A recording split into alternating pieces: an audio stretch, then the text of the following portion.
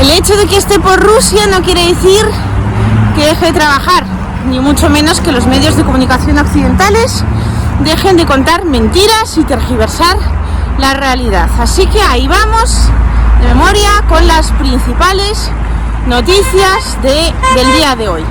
La primera, la inteligencia británica dice que Rusia está empleando el 97% de su armada, de su fuerza armada, en la operación en Ucrania. Eso es mentira. Está empleando, en términos de manpower, más o menos un 10.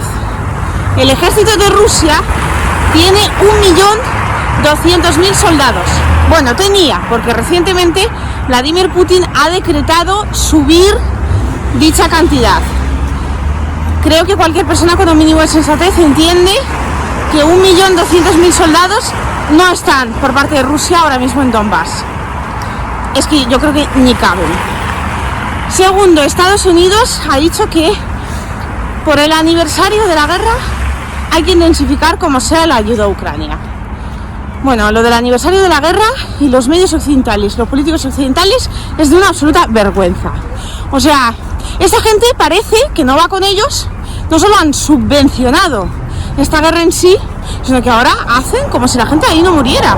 Es que ya no te digo por parte de Rusia, vale, que ellos quieren que mueran cuantos más rusos mejor, pero ucranianos también. Y parece, vamos, es que les falta comprarle a Zelensky una tarta y poner ahí 12 velas como 12 meses que llevan allí, y el 24.02 como, no sé, para que sople, de adorno. ¿Qué traducción tiene eso en términos políticos? ¿Por qué quieren intensificarlo? Borrell, según la noticia, lo hilamos. Borrell dice que esta guerra se va a resolver entre primavera y verano. Esta es una guerra de desgaste, no os equivoquéis. Va a haber una ofensiva muy probablemente bastante grande, pero Rusia no es un país, y más con las sanciones europeas, que todavía tienen que llegar de vuelta. O sea, la inteligencia militar rusa, o sea, la doctrina militar rusa, se basa principalmente casi siempre en una guerra de desgaste. Esta no va a ser una excepción. Muy probablemente, ya una vez visto cómo está transcurriendo, que no se ha planteado como muchos pensábamos, y yo me equivoqué la primera, que sería como una especie de guerra relámpago, teniendo en cuenta que está planteado a día de hoy como una guerra de desgaste, difícilmente vaya a resolverse de aquí a primavera-verano. Lo que sí pasa, y es por lo que Washington quiere intensificar la ayuda a Ucrania, es que de aquí a primavera-verano el frente ucraniano va a sufrir mucho, porque ahora mismo, y esta es otra de la inteligencia británica, que dice que hay ciertos avances de los Wagner en Bakhmut o Artyomovsk. Vamos a ver, los Wagner prácticamente han rodeado a Artyomovsk. La van a tomar. Es una cuestión de una semana, 2 semanas, un mes, dependiendo de la cantidad de soldados que el ejército de Ucrania quiera dejar ahí como carne de cañón. Pero va a pasar exactamente lo mismo que en Mariupol.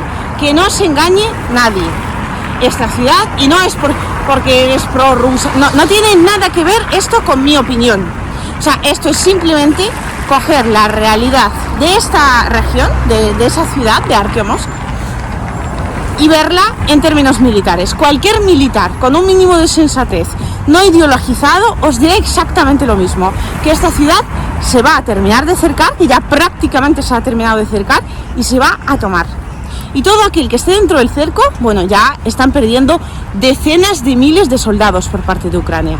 Entonces, claro, por ahí es por donde van los tiros de hay que intensificar la ayuda, porque temen que Rusia rompa el frente de Ucrania en dos, y entonces la guerra se va a desarrollar en términos más crudos aún para el ejército ucraniano. Eso es lo que pasa, porque claro, el hecho de que la guerra se desarrolle en términos muy crudos para el ejército de Ucrania, lo que quiere decir básicamente es que Washington está perdiendo influencia, está perdiendo poder y está perdiendo capacidad de negociación, porque en definitiva quien va a terminar negociando con Putin no va a ser Zelensky, que no se equivoque nadie, va a ser, por supuesto, Washington, que tampoco Biden.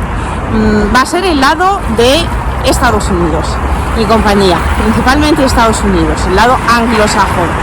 Entonces, estas son las noticias principales y las aclaraciones que tenéis ahí. Muy probablemente, teniendo en cuenta cómo están presionando, cómo están dándole con el aniversario de la guerra, el nuevo paquete de sanciones y todo el rollo, quieren ahora intensificar el tema otra vez para justificar el hecho de que vayan a enviar más armas para, pues, básicamente recrudecer el conflicto aún más, porque por lo que sea, la OTAN elige recrudecer el conflicto, intensificar el conflicto constantemente.